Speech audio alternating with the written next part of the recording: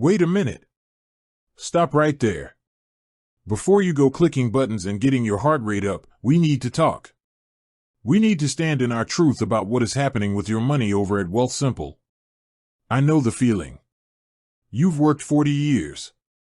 You've saved, you've sacrificed, and now you're at that point, retirement, where you're supposed to enjoy it.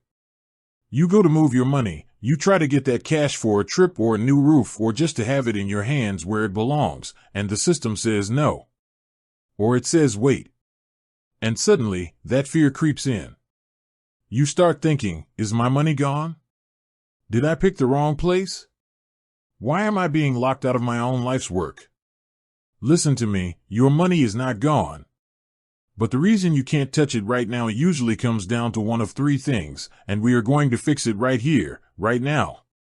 First, let's look at the settlement period. This is the most common mistake I see. When you sell a stock or an ETF inside Wealthsimple, you think the money is ready the second you hit sell. It isn't. In the world of investing, there is a rule called T+1. That means the trade plus 1 business day. If you sold your shares on a Tuesday, that cash isn't actually settled and cleared to leave the institution until Wednesday or Thursday. If you try to pull it out before then, the computer is going to block you because, technically, the cash hasn't landed in your pocket yet. It's in limbo. You have to be patient for 48 hours. But what if it's been a week and you still can't move it? Now we have to talk about the held period.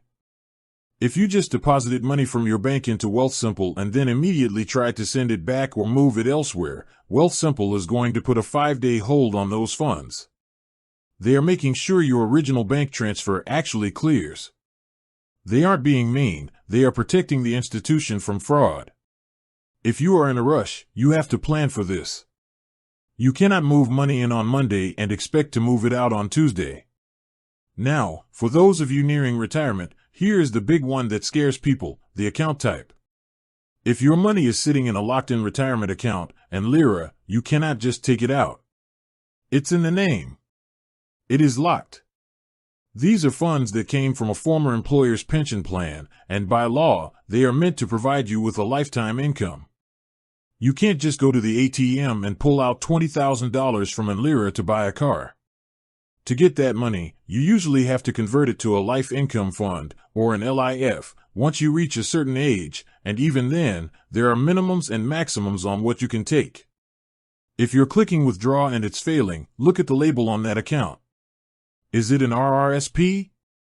If it is, you can take it out, but Wealthsimple is going to withhold taxes immediately, up to 30%, and that might be why the numbers aren't adding up for you. You also have to check your linked accounts. I see this all the time. You try to send money to a new bank account you just opened, but you haven't verified it yet. Wealthsimple won't let money fly off into the sunset to an unverified destination. You have to make sure your external bank is connected, verified, and that the name on that bank account matches your name on Wealthsimple exactly.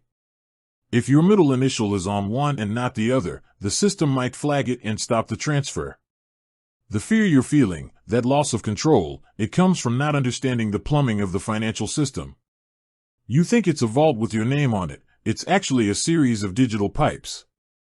If one pipe is clogged because of a settlement rule or a tax regulation, the water stops flowing. So, here is your actionable takeaway. I want you to do this today. Log in and check your available to withdraw balance. Do not look at your total account value. Those are two very different numbers. The total value is what you own. The available to withdraw is what is cleared, settled, and legally ready to move. If that number is 0, look at your recent activity. Did you sell something yesterday? If so, wait 2 days. Is the money in a specialized retirement account? If so, you need to call them and ask about the specific unlocking rules for your province. Don't let the technology intimidate you. You are a master of your own destiny, and that means being a master of your own paperwork. Check your settlement dates, verify your linked bank, and understand the tax status of your account. Once you know the rules of the game, the fear disappears. You've worked too hard to spend your retirement worrying about a withdraw button. Get your documents in order, wait for the settlement, and then, and only then, can you put that money to work for the life you deserve.